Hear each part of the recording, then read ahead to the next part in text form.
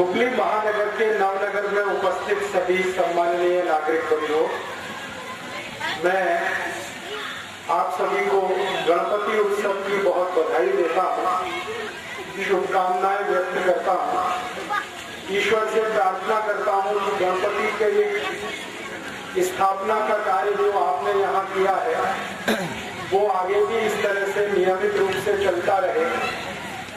आप सब इस गणपति मंडल के भावना के साथ जुड़े रहें और भारत में एक महान राष्ट्रवादी चिंतक, विचारक और हमारे देश के नेता श्री लोकमान्य बाल गंगाधर तिलक ने जिस उद्देश्य से गणपति की स्थापना हमारे देश में कराई, वो उद्देश्य इस देश में पूरा होगा, ऐसी मैं ईश्वर से प्रार्थना करता हूँ।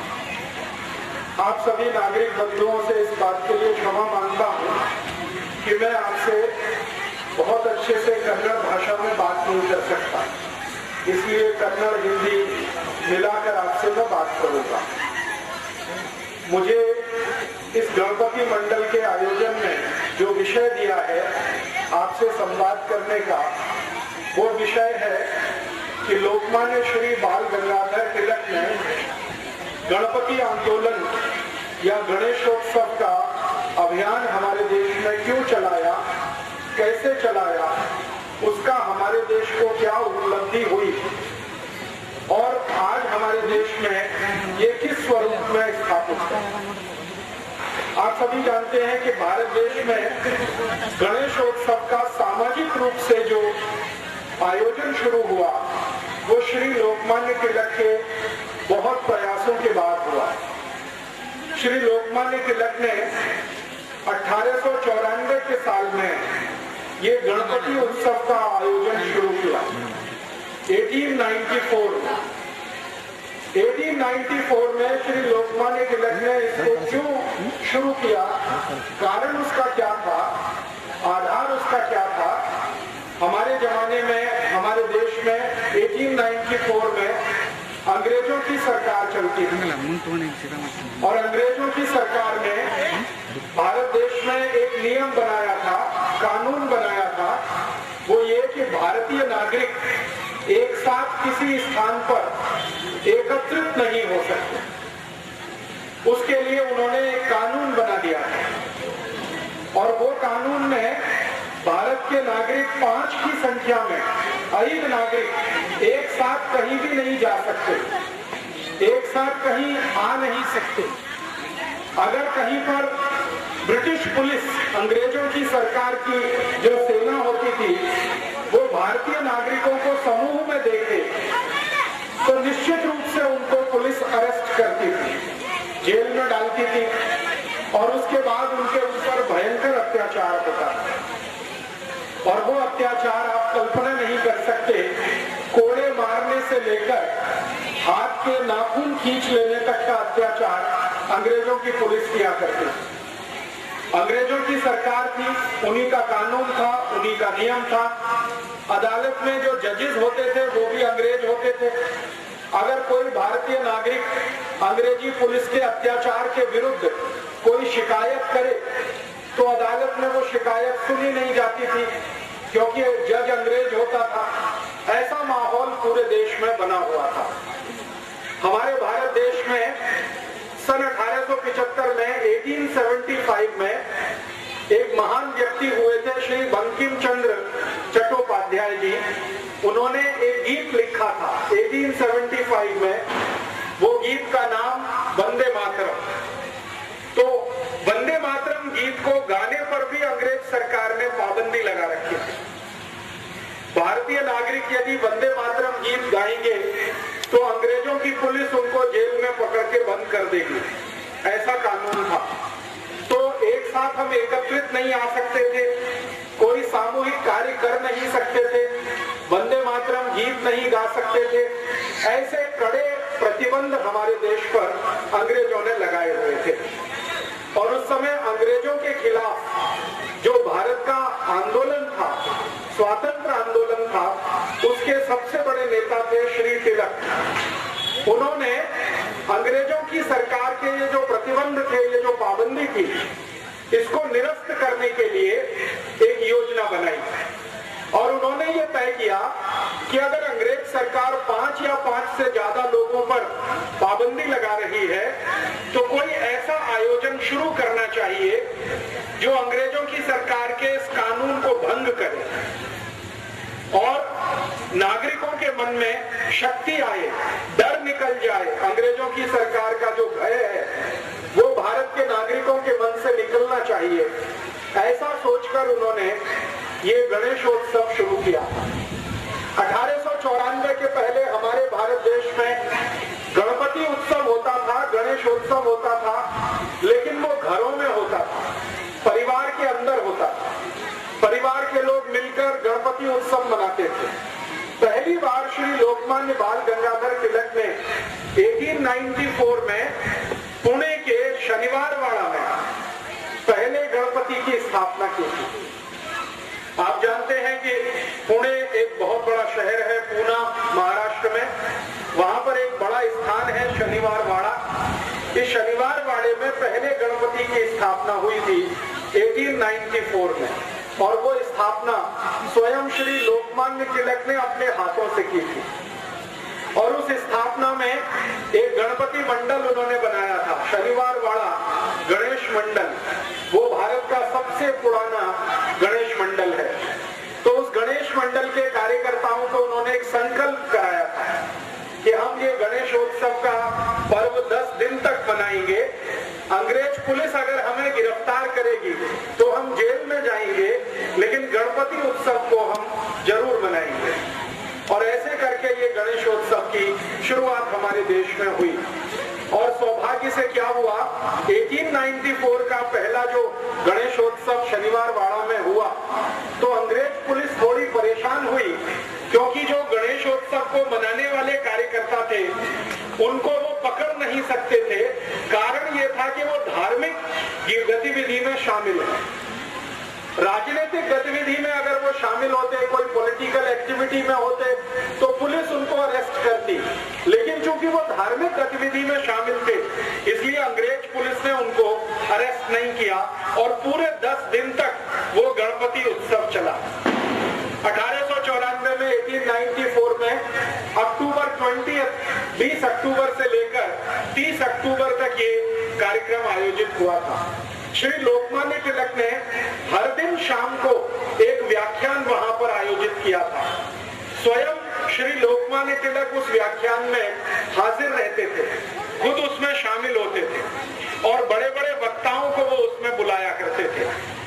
एक दिन का व्याख्यान हुआ तो उसमें उन्होंने कलकत्ता से एक बहुत बड़े नेता को बुलाया। उनका नाम था श्री विपिन चंद्र पाल। 20 अक्टूबर 1894 के पहले व्याख्यान में विपिन चंद्र पाल वहां आए। 21 अक्टूबर का दूसरा व्याख्यान हुआ तो उसमें श्री लोकमान्य तिलक ने उत्तर भारत के एक बड़े नेता को बुलाया, श्री लाला लाजपत राय। वो 21 अक्टूबर को आए। फिर तीसरे व्याख्यान में उन्होंने, आपने नाम सुना होगा कि हमारे भारत देश में पुणे शहर में 3 महान क्रांतिकारी पैदा हुए एक भाई के रूप में। 3 भाई एक साथ एक ही परिवार में क्रांतिवीर के रूप में जन्म लिया। वो थे श्री चाफेकर बंधु। तो 23 अक्टूबर को व्याख्यान चाफेकर बंधुओं में जो सबसे अग्रज थे, बड़े थे, उनका हुआ। फिर 24 अक्टूबर को चाफेकर बंधुओं में दूसरे नंबर के जो उनके भाई थे उनका हुआ। एक श्री बालकृष्ण चाफेकर, एक दया कृष्ण चाफेकर, ऐसे करके तीनों चाफेकर बंधुओं का व्याख्यान हुआ। फिर उसके बाद श्री लोकमान्य तिलक ने मुंबई से एक बड़े नेता को बुलाया, उनका नाम था फिरोज शाह मेहता। उनका एक व्याख्यान हुआ और इस तरह से 10 दिन लगातार व्याख्यान माला चली। गणपति उत्सव हुआ, व्याख्यान माला चली। जितने भी वक्ता वहां पर व्याख्यान देने के लिए आए पहले गणपति उत्सव में, सबका जोर ये था कि भगवान गणेश हमारे देश को आजादी दिलाए, भगवान गणेश हमारे भारत को स्वराज्य दिलवाए, हमारे भारत देश में अंग्रेजों की सरकार समाप्त हो। सभी व्याख्याताओं ने इस तरह के विषय लिए थे और जितने भी लोग सुनने के लिए आते थे उनमें उन्होंने देशभक्ति की भावना, राष्ट्रभक्ति की भावना, पूरे व्याख्यानों के माध्यम से भरने का काम शुरू किया। परिणाम क्या हुआ? पुणे के लोगों में गणपति आयोजन के लिए उत्साह पैदा हुआ और 1894 में पहले गणपति की स्थापना पुणे में शनिवारवाड़ा में हुई। अगले वर्ष 1895 में पूरे पुणे में 11 गणपति मंडल बने एक ही वर्ष के बाद और 11 गणपति स्थापित हुए। उसके बाद 1896 में एक साथ 31 गणपति स्थापित हुए, 31। फिर उसके बाद 1897 में पता चला 100 से ऊपर गणपति हो गए। फिर इस तरह से ये संख्या बढ़ती गई और 1898 तक आते आते पुणे से बाहर मुंबई में, पुणे से थोड़ा आगे जाकर अहमदनगर में, फिर पुणे के थोड़ा सा और आगे जाकर नागपुर में, पूरे विदर्भ में ये फैलता ही गया गणपति उत्सव का। और पुणे के आजू बाजू के महाराष्ट्र के सारे बड़े शहरों में ये गणपति की स्थापना जैसे जैसे बढ़ती गई वैसे वैसे भारत देश के लोगों में चेतना भी बढ़ती गई। थोड़े दिन के बाद पता चला कि संपूर्ण महाराष्ट्र राज्य में गणपति आ गए और गणेशोत्सव बहुत जोर शोर से मनाना शुरू हुआ। 1894 के बाद 1904 में, माने सन 1904 में पहली बार लोकमान्य तिलक ने भारतवासियों को ये अपील किया कि हम गणेशोत्सव का जो आयोजन करते हैं इसका मुख्य जो उद्देश्य है वो भारत का स्वराज्य प्राप्ति करना है, आजादी प्राप्त करना है। बिना आजादी के गणेशोत्सव का कोई अर्थ नहीं है। हमारा देश अंग्रेजों का गुलाम रहे और हमारे देव देश के अंदर हैं तो एक तरह से वो भी गुलामी में है। पहली बार लोगों ने श्री लोकमान्य तिलक के इस उद्देश्य को और इस स्वप्न को बहुत गंभीरता से समझा। उसके बाद एक दुर्घटना हो गई हमारे देश और वो दुर्घटना ये थी 1904 में, सन 1904 में एक अंग्रेज अधिकारी था जो गवर्नर वॉयसराय की हैसियत में आया था, उसका प्रमोशन हुआ था। उसका नाम था कर्जन। ये बंगाल का वॉयसराय बना था। बंगाल का वॉयसराय बनने के बाद इस कर्जन ने एक बहुत खतरनाक काम किया था। उसने क्या किया था? बंगाल राज्य को 2 भागों में बांट दिया था, 2 हिस्से कर दिए बंगाल के और उसके लिए एक कायदा बनाया, कानून बनाया और उसका नाम दिया उसने division of Bengal act, Bengal को बांटने का कानून। कर्जन नाम के इस अंग्रेज अधिकारी ने किया। बंगाल उस समय भारत देश का सबसे बड़ा राज्य था। आज हमारे भारत देश में कर्नाटक, तमिलनाडु, केरल जैसे 35 राज्य हैं, भूमध्ययुक्त राज्य हैं। आज से लगभग 150 वर्ष पहले, 160 वर्ष पहले भारत देश में सिर्फ 4 राज्य थे, 4 स्टेट्स थे। एक बंगाल था, दूसरा मद्रास राज्य था, उसको अंग्रेजी में प्रेसिडेंसी कहा जाता था, बंगाल प्रेसिडेंसी, मद्रास प्रेसिडेंसी, और एक तीसरा था मुंबई प्रेसिडेंसी और चौथा भारत का बचा हुआ हिस्सा जिसको नॉर्थ वेस्ट फ्रंटियर के नाम से जाना जाता है, पूरा उत्तर भारत। बंगाल प्रेसिडेंसी का उस समय में क्या मतलब था, सरल माहिती देता हूं। बंगाल का उस समय 1904 में, सन 1904 में एक ही अर्थ था, पूरा बिहार राज्य, पूरा आसाम, पूरा का पूरा बंगाल जिसमें बांग्लादेश भी शामिल था। उस समय तक बांग्लादेश अलग नहीं हुआ था, तो पूरा बंगाल, बांग्लादेश को मिलाकर पूरा आसाम, उड़ीसा का 3/4 भाग और उसके बाद आसाम के ऊपर के भारत के जो छोटे राज्य हैं, अरुणाचल प्रदेश है, सिक्किम है, नागालैंड है, मिजोरम है, मणिपुर है, ये जो छोटे 7 राज्य, ये पूरा मिलाकर बंगाल राज्य था। अंग्रेजों ने उस समय इसको 2 हिस्सों में बांटा, east Bengal and west Bengal, पूर्वी बंगाल, पश्चिमी बंगाल। उस समय बंगाल का जो टोटल पॉपुलेशन था, कुल लोक संख्या, कुल जनसंख्या, वो करीब 7 कोटि था। 7 कोटि नागरिक बंगाल में रहते थे, 7 करोड़। अब ये बंगाल का जो बंटवारा हुआ, इसमें क्या हुआ, जो वेस्ट बंगाल था वो हिंदुओं के लिए और जो वेस्ट बंगाल हिंदुओं के लिए और ईस्ट बंगाल मुसलमानों के लिए। ईस्ट बंगाल में कुल पॉपुलेशन 3 करोड़ 80 लाख के आसपास था। 3 कोटि 80 लाख नागरिक ईस्ट बंगाल में, और बाकी जो 4 करोड़ 20 लाख नागरिक थे वो वेस्ट बंगाल में। तो हिंदू और मुसलमान संप्रदाय के आधार पर पहली बार अंग्रेजों ने भारत में बंटवारा किया, और ये बंटवारा जब हुआ तो सारे भारत देश में इसका विरोध हुआ। और विरोध क्यों हुआ? संप्रदाय के आधार पर आप देश का अगर बंटवारा करते हैं, किसी राज्य का बंटवारा करते हैं, तो भयंकर मारामारी होने वाली है। तो श्री लोकमान्य तिलक ने सबसे पहले इसका विरोध किया, और 1905 में श्री लोकमान्य तिलक ने एक आदेश जारी किया भारत के नागरिकों के लिए कि अगर अंग्रेजों की सरकार भारत के एक बंगाल राज्य का संप्रदाय के आधार पर बंटवारा करती है तो इस अंग्रेज सरकार को हम भारत में अब रहने नहीं देंगे, चलने नहीं देंगे। और उन्होंने ये घोषणा कर दी।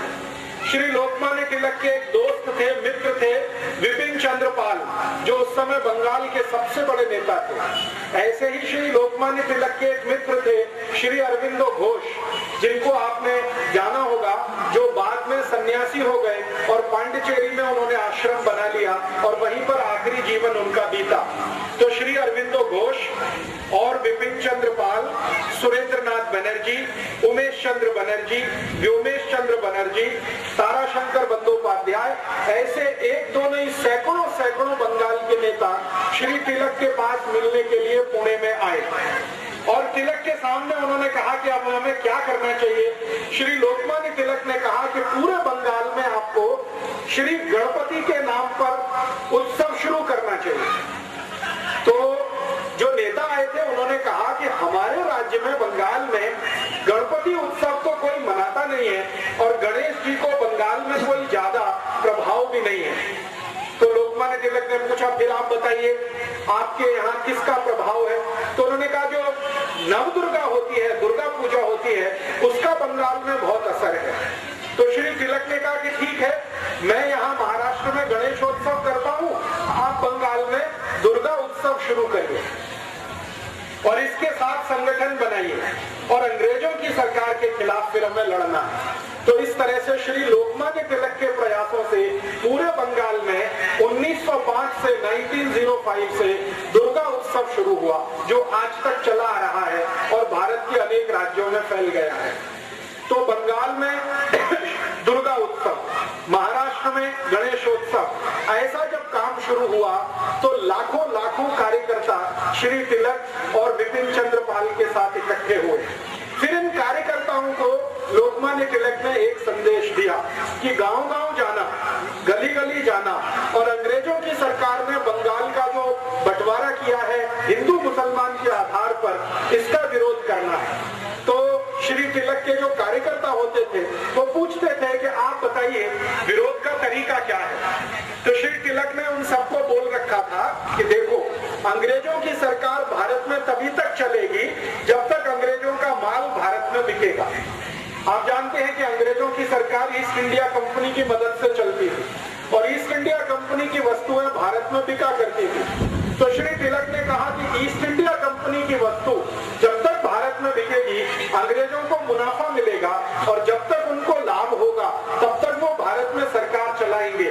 तो हमें एक ही कार्य करना है कि गांव-गांव जाकर अंग्रेजी ईस्ट इंडिया कंपनी की जो चीज वस्तुएं बिकती हैं इनका बहिष्कार कराना है। और ऐसे करके 1905 में 1905 में स्वदेशी आंदोलन शुरू हुआ, और वो बंगाल का जो विभाजन हुआ था उसके विरोध में शुरू हुआ। श्री तिलक ने पूरे बंगाल का प्रवास किया, छोटे छोटे गांवों में जाकर उन्होंने व्याख्यान दिए। तिलक के साथ अरविंदो घोष गांव-गांव गए।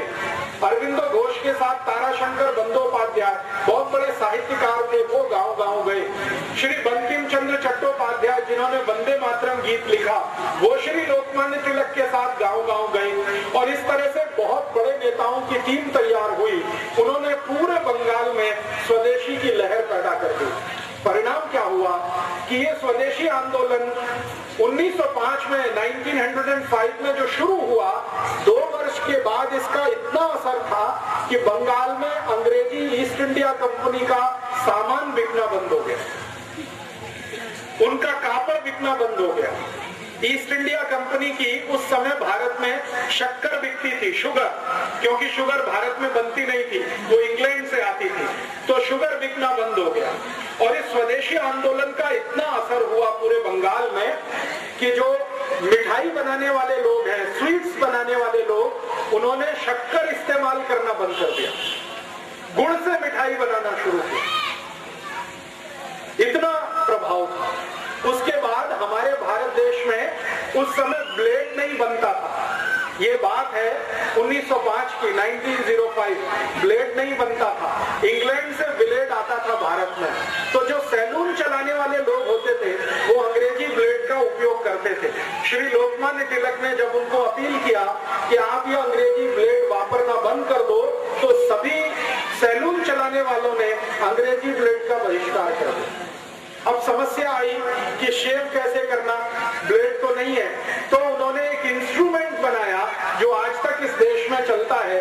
हम लोग हिंदी में उसको उस तरह कहते हैं, कन्नड़ में क्या कहते हैं मुझे मालूम नहीं है। उसको बहुत अच्छे से शार्प करके उससे शेप बनाई जाती है, ब्लेड का उसमें इस्तेमाल नहीं होता। ये लोकमान्य तिलक ने शुरू कराया इस देश। उसके बाद हमारे भारत देश में उस समय डिटर्जेंट पाउडर नहीं बनता, हमारे भारत देश में डिटर्जेंट पाउडर नहीं बनता था, वो इंग्लैंड से इंपोर्ट होता था।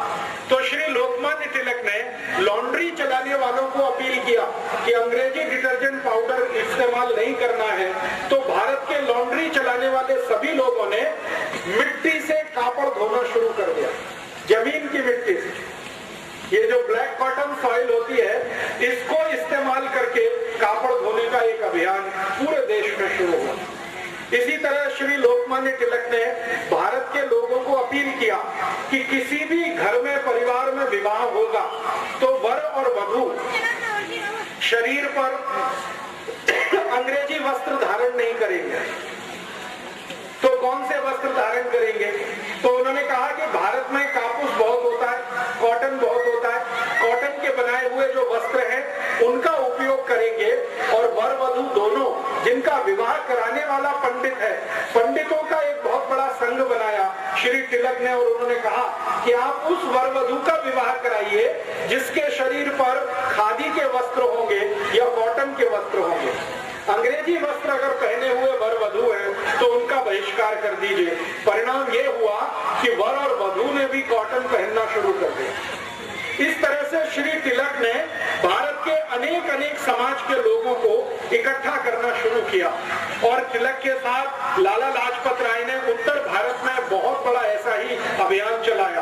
आप पूछेंगे कि इस अभियान का अंतिम फलश्रुति क्या हुआ? इस अभियान की सबसे बड़ी फलश्रुति ये हुई कि 1905 से 1905 से लेकर 1911 के बीच में 6 वर्ष के अंदर संपूर्ण भारत देश में ईस्ट इंडिया कंपनी की वस्तुएं बिकना बंद हो गई। ईस्ट इंडिया कंपनी का कपड़ा बिकना बंद हो गया, उनका ब्लेड बिकना बंद हो गया, ईस्ट इंडिया कंपनी की शुगर बिकना बंद हो गया, ईस्ट इंडिया कंपनी का डिटर्जेंट पाउडर बिकना बंद हो गया। जो कुछ भी ईस्ट इंडिया कंपनी बेचती थी वो सब वस्तुएं बिकना बंद हो गई। लोगों ने संकल्प लेना शुरू किया। आपको तो सुनकर आश्चर्य होगा कि जैसे आपने यहाँ गणपति मंडल स्थापित किया है नवनगर में, श्री लोकमान्य तिलक ने संपूर्ण भारत देश में ऐसे सैकड़ों गणपति मंडल स्थापित किए। हर एक गणपति मंडल के कार्यकर्ताओं को वो शपथ दिलाते थे, प्रतिज्ञा कराते थे। गणपति मंडल स्थापित हुआ, फिर उसके बाद एक शपथ ग्रहण समारोह होता था, प्रतिज्ञा समारोह होता था। उसमें पहली प्रतिज्ञा ये होती थी कि हम भारत देश के स्वराज्य प्राप्ति के लिए कार्य करेंगे और गणपति हमारे आराध्य देव बनेंगे। हम स्वराज्य प्राप्ति के लिए काम करेंगे। दूसरी प्रतिज्ञा होती थी कि भारत में स्वराज्य प्राप्ति करने के लिए स्वदेशी का वर्ण बहुत आवश्यक है, इसलिए हम जीवन पर्यंत स्वदेशी व्रत धारण करेंगे और कभी कोई अंग्रेजी वस्तु का प्रयोग नहीं करेंगे। फिर तीसरा संकल्प होता था कि अंग्रेज सरकार धर्म और संप्रदाय के आधार पर भारत को बांट रही है, हम धर्म और संप्रदाय के आधार पर कभी झगड़ा नहीं करेंगे, हिंदू मुसलमानों से नहीं लड़ेंगे, मुसलमान हिंदुओं से नहीं लड़ेंगे। ऐसी 11 शपथ दिलाई जाती थी और वो 11 शपथ लेने वाले कार्यकर्ता गणपति आंदोलन के सदस्य होते थे। उसमें से एक शपथ होती थी कि व्यसन जीवन में कभी नहीं करेंगे, शराब नहीं पिएंगे, सिगरेट नहीं पिएंगे, बीड़ी नहीं पिएंगे, गुटखा तंबाकू कुछ नहीं खाएंगे और अपने को पवित्र बनाएंगे ताकि स्वराज्य प्राप्ति के लिए लड़ सके। ऐसी शपथ दिलाकर श्री तिलक कार्यकर्ताओं को पक्का बनाते थे और धीरे धीरे आप सुनकर आश्चर्य करेंगे 1905 से ये अभियान शुरू हुआ। 1911 में 1911 में स्वदेशी आंदोलन और गणेशोत्सव के कुल कार्यकर्ता 1,20,20 हो गए, 1,20,00,000।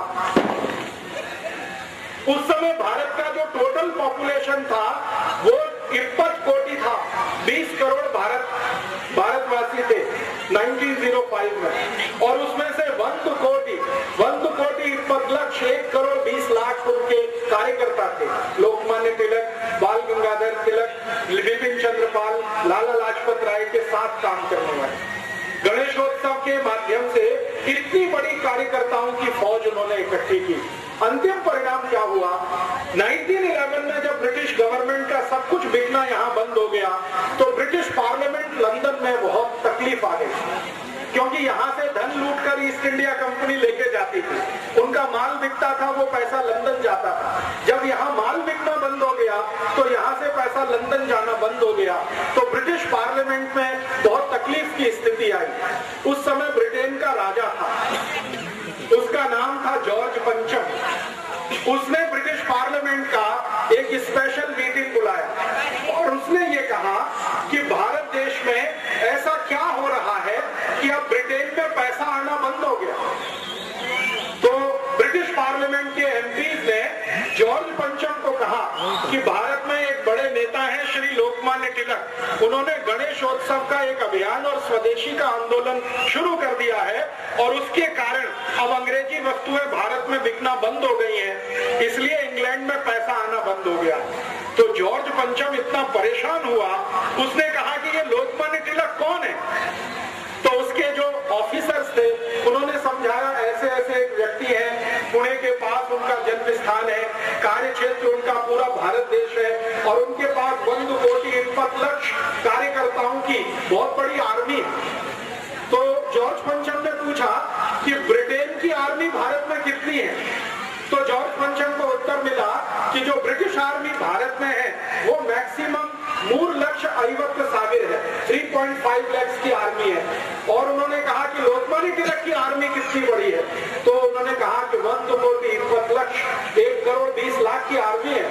तो फिर जॉर्ज पंचम ने कहा कि उसका commander in chief Lokmanya Tilak, 1,20,00,000 की आर्मी है, कितनी बड़ी आर्मी है, मैं उसको देखना चाहता हूँ।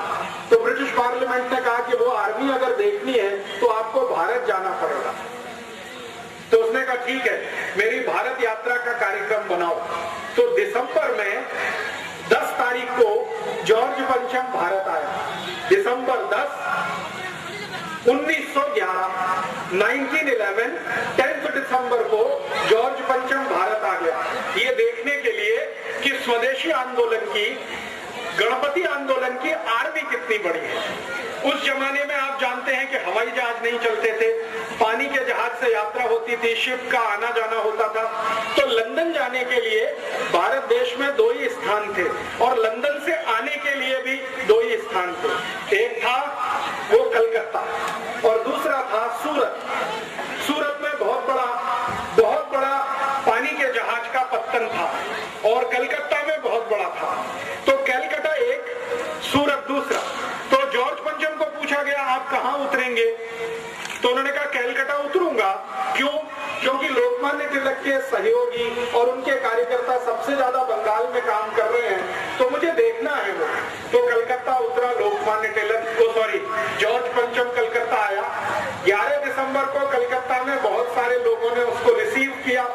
जिन लोगों ने जॉर्ज पंचम को भारत में पहली यात्रा पर रिसीव किया, माने उसको आदर पूर्वक इस देश में स्वागत किया, उनमें से सबसे आगे थे श्री रविंद्रनाथ टैगोर,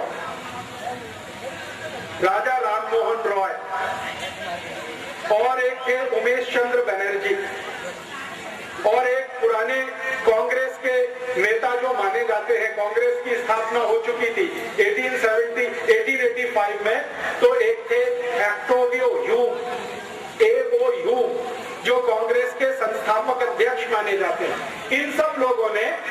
राजा को आवकार किया, उसका स्वागत किया। राजा माने जॉर्ज पंचम। और श्री लोकमान्य तिलक, विपिन चंद्र पाल और व्योमेश चंद्र बनर्जी, सुरेंद्रनाथ बनर्जी, ये जो सारे नेता थे जिनको हमारे इतिहास में गरम दल का नेता माना जाता है, इन्होंने जॉर्ज पंचम का बहिष्कार किया। उन्होंने कहा हम जॉर्ज पंचम का बहिष्कार करते हैं, हम उसके स्वागत समारोह में नहीं जाएंगे। लेकिन कांग्रेस के अंदर नरम दल के कुछ नेता हुआ करते थे, उनमें से मैंने कुछ नाम आपको बताए। उन्होंने कहा कि हम जॉर्ज पंचम का जरूर स्वागत करेंगे।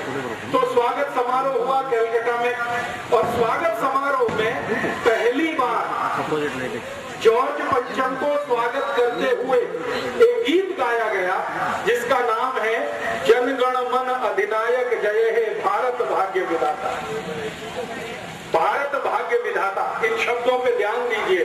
भारत भाग्य विधाता माने भारत के भाग्य को निर्धारित करने वाला कौन? जॉर्ज पंचम। जॉर्ज पंचम को मंच पर बिठाया गया और ये गीत गाना शुरू किया, और जिसने ये गीत गाया दुर्भाग्य से उनका नाम वही श्री रविंद्रनाथ टैगोर। उन्होंने ही ये गीत लिखा और उन्होंने ही ये गीत गाया। अब ये जो गीत है इसमें ज्यादा शब्द बांग्ला के हैं और कुछ संस्कृत के शब्द हैं।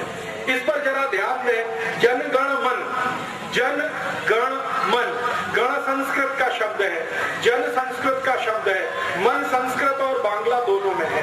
तो इसका अर्थ है भारत की जनता की तरफ से, गण माने छोटे छोटे राजा और उनके प्रतिनिधि, हम सब भारत की जनता की तरफ से, छोटे छोटे राजाओं की तरफ से जनगण मन अधिनायक जय, अधिनायक माने सुपर हीरो, माने जॉर्ज पंचम, आपकी जय करने के लिए यहाँ आए हैं।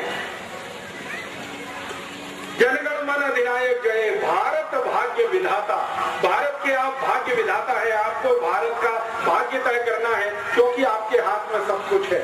फिर पंजाब, सिंध, गुजरात, मराठा, द्राविड़, उत्कल, बंग, ये भारत के अलग अलग हिस्से हैं जिनका नाम उन्होंने लिया। पंजाब, सिंध, गुजरात, मराठा, द्राविड़, उत्कल, बंग, विंध्य, हिमाचल, यमुना, गंगा, उच्छल जलधि तरंग, तब शुभ नामे जागे।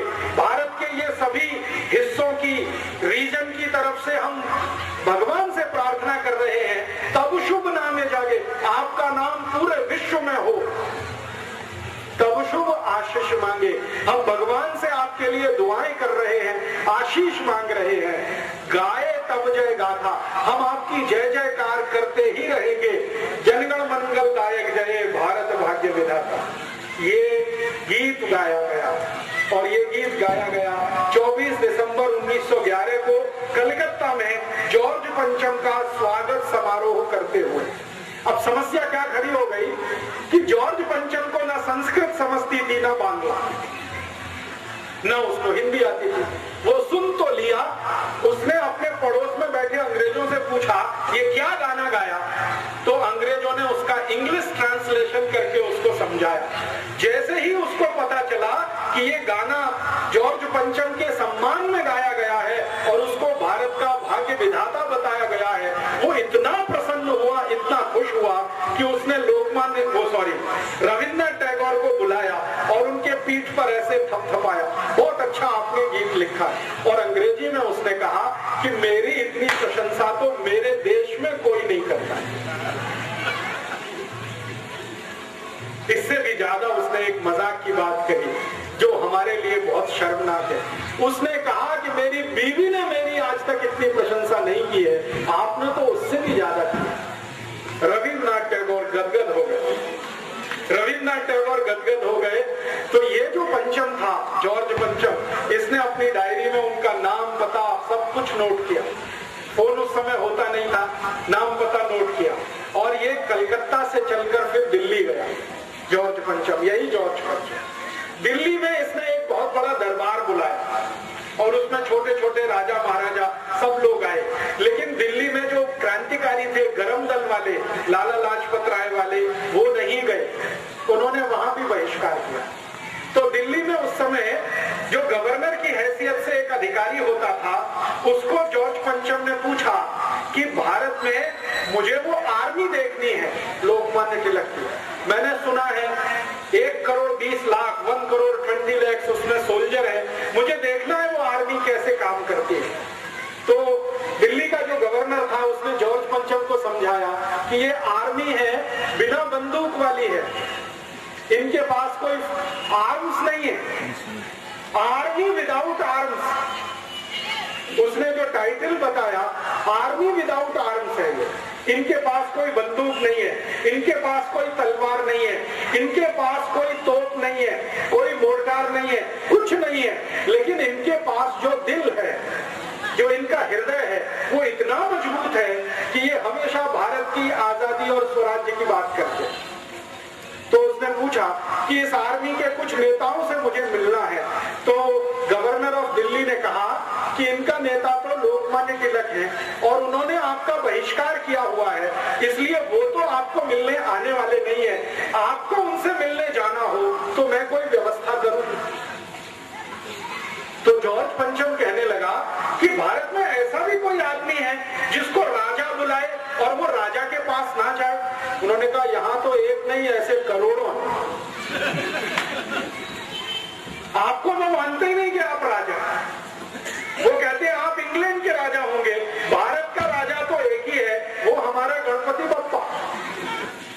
लोकमान्य तिलक ने सब कार्यकर्ताओं को समझा रखा था कि राजा अपना एक ही है, वो है गणपति बप्पा।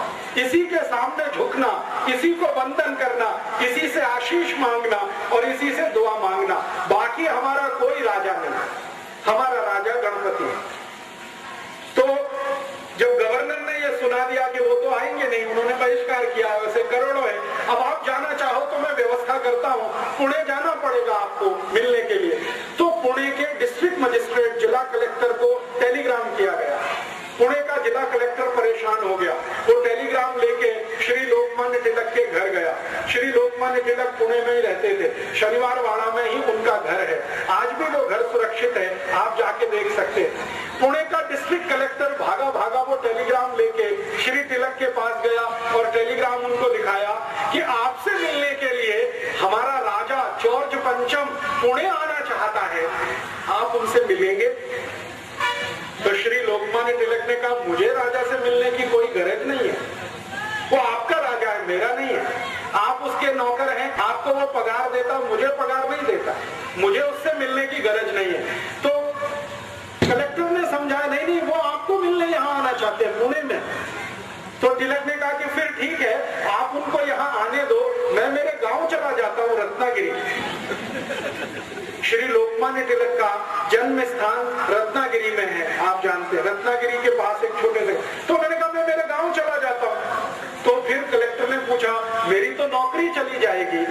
तो उन्होंने कहा कि बहुत अच्छा है तुम्हारी नौकरी जाए, तुम्हारे राजा की नौकरी जाए, तुम यहाँ सब हिंदुस्तान छोड़कर चले जाओ, हमारा स्वराज्य हमें मिल जाए, मैं तो यही चाहता हूँ। तो कलेक्टर ने वापस टेलीग्राम कर दिया कि श्री लोकमान्य तिलक आपको मिलने को बिल्कुल इच्छुक नहीं है, तैयार नहीं है, अब क्या करना? तो अंग्रेज पुलिस को कहा गया कि आप लोकमान्य तिलक को अरेस्ट करो और अरेस्ट करके उनको जॉर्ज पंचम की सेवा में लेके आओ। तो श्री लोकमान्य तिलक के पास जब पुलिस ऑफिसर पहुंचा अरेस्ट करने के लिए, तो उन्होंने कहा कि मुझे अरेस्ट करने के लिए आप कानून बताओ, किस कानून से आप मुझे अरेस्ट कर सकते हैं? तो पुलिस ने कहा आप हमारे राजा को नहीं मिलना चाहते। तो उन्होंने कहा ये कोई अपराध नहीं है, ये कहीं भी किसी कानून की किताब में नहीं है। उस समय तक हमारे देश में जो कानून की किताब चलती थी उसका नाम था आईपीसी, इंडियन पिनल कोड, 1860 से ये चल गई थी। तो उन्होंने कहा आईपीसी का कौन सा प्रोविजन है जिसका मैंने वायलेशन किया है और आप मुझे गिरफ्तार कर रहे हैं? तो पुलिस ऑफिसर निरुत्तर हो गया, वो चुपचाप वापस गया और जॉर्ज पंचम को कह दिया गया कि ये व्यक्ति इतना पक्का है कि ये जो तय कर लेगा वही करेगा, ये आपसे मिलेगा नहीं। जॉर्ज पंचम बिना मिले वापस गया दिल्ली से, बिना मिले वापस गया। और भारत में उस समय कांग्रेस के अंदर यही एक तेजस्वी नेता थे श्री तिलक, जिन्होंने जॉर्ज पंचम से मिलने को मना कर दिया। बाकी जो कांग्रेस के नेता थे, मैंने नाम लिया, रविन्द्रनाथ टैगोर थे, व्योमेश चंद्र बनर्जी थे, उमेश चंद्र बनर्जी थे, एक गोपाल कृष्ण गोखले थे, ये सब जॉर्ज पंचम को सलामी देके आए। तिलक नहीं गए, लाला लाजपत राय नहीं गए, विपिन चंद्र पाल नहीं गए। जॉर्ज पंचम को तिलक का नहीं मिलना इतना अंदर तक चोट पहुंचाया कि जब जॉर्ज पंचम वापस जा रहा था दिल्ली से, उसने कहा अब तो मुझे वापस जाना है, तो दिल्ली से कलकत्ता, कलकत्ता से फिर पानी के जहाज से लंदन। तो जॉर्ज पंचम ने कहा कि ऐसा कोई व्यक्ति भारत में है जो मुझे मिलने से मना कर सकता है और किसी कानून के आधार पर हम उसे अरेस्ट भी अभी नहीं कर सकते, तो ऐसे व्यक्ति की मांग क्या है? तो अंग्रेज गवर्नर दिल्ली ने उनको कहा कि उसकी सबसे पहली मांग है कि 1905 में जो कर्जन ने डिवीजन ऑफ बंगाल एक्ट बनाया है, बंगाल को हिंदू मुसलमान के आधार पर तोड़ दिया है, ये कानून वापस लेना और बंगाल को फिर से एक करना। तो जॉर्ज पंचम ने गवर्नर को कहा कि ऐसे वीर बहादुर पराक्रमी व्यक्ति का थोड़ा तो सम्मान करो और ये बंगाल का बंटवारा रद्द करो। और भारत के इतिहास में ये पहली और आखिरी घटना है जब बंगाल को बंटवारा करके अंग्रेजों ने 6 साल के बाद वापस फिर से एक किया और ईस्ट और वेस्ट बंगाल फिर से एक हुआ और लोकमान्य तिलक की इतनी जय जयकार पूरे देश में हुई। 1911 में जब बंगाल फिर से एक हो गया, डिवीजन ऑफ बंगाल एक्ट वापस हो गया, तो सारे देश में लोकमान्य तिलक के स्वागत समारोह आयोजित हुए और एक एक समारोह में 50-50 हजार लोग आते थे। उस जमाने में ये माइक नहीं होता, बिना माइक के उनको व्याख्यान करना पड़ता। आप जरा सोचिए, 50,000 की भीड़, 50,000 नागरिक लोकमान्य तिलक को सुनने के लिए कहीं खड़े हैं, कैसे वो बोले जो आखिरी आदमी तक बात पहुंचे? तो वो संभव नहीं होता था। तो श्री तिलक चिल्ला चिल्ला कर बोलते और दुष्परिणाम क्या हुआ?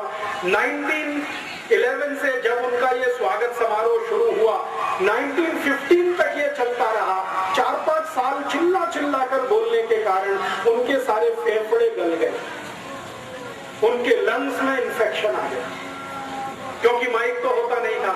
गले में इंफेक्शन आया, लंग्स में इंफेक्शन आया और वो इंफेक्शन इतना गंभीर था कि उसी में श्री लोकमान्य तिलक की मृत्यु हुई। 1915 से लेकर 1920 तक वो कहीं जा नहीं सके, बोल नहीं सके जाना। थोड़े भी बोलते थे तो गले में दर्द होता, थोड़े भी बोलते थे तो लंग्स में पानी भर जाता और उस समय ट्रीटमेंट भी नहीं था। प्लूरिसी नाम की एक बीमारी उनको हो गई, उसका कोई ट्रीटमेंट नहीं था। उसका एक ही ट्रीटमेंट था कि वो कोई ठंडे प्रदेश में जाकर थोड़े दिन आराम करें। लेकिन तिलक कहा करते थे कि अगर ये जीवन में आराम किया तो स्वराज्य कैसे आएगा? इसलिए उन्होंने अपने स्वास्थ्य को दुर्लक्ष्य किया, अपनी हेल्थ को कभी ध्यान नहीं दिया और उसी चक्कर में उनकी पत्नी रात दिन परेशान रहती थी और उनकी मृत्यु हुई उनकी पत्नी की, इसी चिंता में कि तिलक कभी स्वास्थ्य का ध्यान नहीं रखते, लगातार प्रवास करते थे। अब उस जमाने में प्रवास करने के लिए गाड़ी नहीं थी तो साइकिल से प्रवास करते, कभी साइकिल नहीं होती थी तो बैलगाड़ी में बैठ के प्रवास करते, कभी कभी बैलगाड़ी नहीं तो घोड़े पर बैठकर प्रवास करते, घोड़ा भी नहीं मिला तो वो जो ऊंट होता है कैमल, उस पर बैठकर प्रवास करते थे और कुछ नहीं मिला तो पैदल पैदल प्रवास करते। तो प्रवास बहुत किया, व्याख्यान बहुत दिए, स्वागत समारोह जगह जगह होते थे, उसमें फंड इकट्ठा होता था और वो फंड इतना हो गया कि वो कोटि कोटि रुपए। बाद में उसी फंड को नाम दिया गया तिलक स्वराज फंड। इतिहास की पुस्तकें जब आप पढ़ेंगे तो उसमें एक जगह चैप्टर है तिलक स्वराज फंड। ये लोकमान्य तिलक को स्वागत समारोह में जो दान मिलता था वो सारा उन्होंने इकट्ठा किया था। आप पूछेंगे तिलक स्वराज फंड कितना था? आज से लगभग 80-90 वर्ष पहले, 80-90 years बिफोर, तिलक स्वराज फंड 21 करोड़ रुपीस का था, 21 कोटि रुपए, इतना धन था। आज के हिसाब से अगर आप इसको जोड़ना चाहें तो इसमें 300 का मल्टीप्लिकेशन करना, क्योंकि 1920 का 1 रुपए, 1 रुपया 2007 के 300 रुपीस के बराबर है। तो 300 में 21 का गुणा कर लीजिए, 6,300 करोड़ रुपीस श्री लोकमान्य तिलक ने इकट्ठा किया इस देश में घूम घूम। और वो फंड जब उन्होंने इकट्ठा इकट्ठा किया, तो उस फंड से फिर परिणाम क्या किया उन्होंने, क्या काम में लगाया वो फंड। उन्होंने कहा कि भारत में जो जो वस्तुओं का उत्पादन नहीं होता वो सभी ये पैसे से बनाई जाएंगी। मैंने आपसे कहा ब्लेड नहीं बनता था भारत में, श्री तिलक ने ब्लेड बनाने की इंडस्ट्री शुरू कराई पुणे के पास। वो समय में शुगर नहीं बनती थी इस देश में, शुगर बनाने का कारखाना उसी फंड में से लगा। हमारे देश में उस जमाने में आयरन और स्टील के लिए कोई बड़ा प्रोडक्शन यूनिट नहीं था। तिलक ने भारत देश के एक बड़े उद्योगपति जिनका नाम था जमशेद जी टाटा, उनको एक दिन अपने घर बुलाया और कहा कि भारत को स्टील की जरूरत है, आप स्टील बनाना शुरू करिए, हम इंग्लैंड से स्टील नहीं खरीदेंगे। तो टाटा, जमशेद जी टाटा ने श्री लोकमान्य तिलक के एक वाक्य पर पूरा टिस्को खड़ा कर दिया, टाटा स्टील कंपनी, वो तिलक ने खड़ी करवाई है इस देश में। बजाज ग्रुप को एक दिन तिलक ने बुलाया, जमनालाल बजाज को, और कहा कि हम इंग्लैंड से कापड़ आयात करते हैं, भारत में कपड़ा बनना चाहिए। खादी का तो बनता है, वो हाथ का है, लेकिन वो मोटा होता है, लोगों को बारीक कपड़ा पहनना है, महीन, तो आप उसके लिए मिल लगाइए। तो जमनालाल बजाज ने तिलक के कहने पर पहली मिल लगाई कलकत्ता। डालमिया जी को बुलाया एक दिन और कहा आप कुछ प्रोडक्शन में जाइए। डालमिया जी ने कहा ठीक है, हम भी भारत के। ऐसे भारत में 72 जो बिग बिजनेस हाउसेज हैं जो आज इस देश में एस्टेब्लिश हैं, टाटा है, डालमिया है, जमनालाल बजाज का बजाज ग्रुप है, ये सब की स्थापना करने में लोकमान्य तिलक की बहुत बड़ी भूमिका है। 1915 में श्री तिलक ने ये सब शुरू किया, 1920 तक वो ये करते रहे और 1 अगस्त 1920 को उनका स्वर्गवास हुआ। मैंने बताया गंभीर बीमारी थी, प्लूरिसी की, लंग्स पूरे उनके खराब हो चुके थे, ज्यादा बोलने के कारण गला खराब हो गया था, उस समय उनकी मृत्यु हुई। मृत्यु से थोड़ा दिन पहले उन्होंने अपने सब कार्यकर्ताओं को बुलाया, उनको मालूम हो गया था कि अभी मुझे जाना ही पड़ेगा, तो उन्होंने कहा कि देखो मेरी मृत्यु होगी तो आप में से कोई रोना नहीं और कभी भी मेरे नाम पर आंसू बहाना नहीं। मैंने जिंदगी में कभी अंग्रेजों की गुलामी स्वीकार नहीं की है, तो आप भी मेरे पद चिन्हों पर चलना, आप भी अंग्रेजी गुलामी स्वीकार नहीं करना। आप स्वतंत्र हैं, भगवान आपको आगे भी स्वतंत्र बनाकर रखेगा। मेरे आदर्शों का खून नहीं करना, कोई रोएगा नहीं, मैं मरूंगा, खुशी के साथ मुझे विदा करना।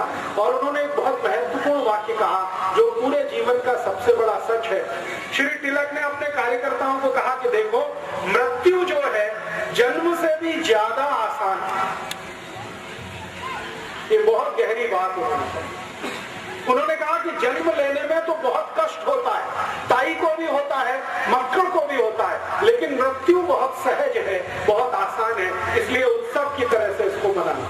और ये हुआ 1 अगस्त को सुबह जब उनकी अंतिम यात्रा निकली, प्राण उनके पूरे हुए, तो पूरा पुणे शहर, पूरा मुंबई, पूरा भारत खड़ा। ऐसी अंतिम यात्रा इस देश में किसी की नहीं निकली। करोड़ों करोड़ों लोग उसमें शामिल, करोड़ों। और उन लोगों ने श्री तिलक की अंतिम यात्रा को भारत की स्वराज यात्रा बताया कि ये हमारे देश की स्वराज यात्रा है। और उस स्वराज यात्रा में उन्होंने वही संकल्प दोहराए जो श्री तिलक उनको गणपति आंदोलन के समय कहा करते थे। ऐसे एक महान व्यक्ति ने इस देश में गणपति की स्थापना कराई, ऐसे एक महान व्यक्ति ने इस देश में स्वराज्य की नींव स्थापित कराई। आप बहुत भाग्यशाली हैं कि मैंने आपके मंडल में आकर श्री तिलक का फोटो देखा। मुझे बहुत दुख होता है जब मैं गणपति मंडलों में जाता हूँ, गणपति की मूर्ति तो होती है, तिलक की मूर्ति गायब है। और उससे भी ज्यादा दुख मुझे इस बात का होता है कि गणपति मंडल वाले गणपति की स्थापना करते हैं और उसमें ऐसे गंदे गंदे घटिया घटिया गाने बजाते हैं जिनको श्री तिलक ने कभी सुना नहीं, सोचा भी नहीं। हमें शर्म है कि हम लोकमान्य तिलक के उन सभी आदर्शों को पूरा नहीं कर पाए जो गणपति आंदोलन के माध्यम से उन्होंने भारत को समझाए।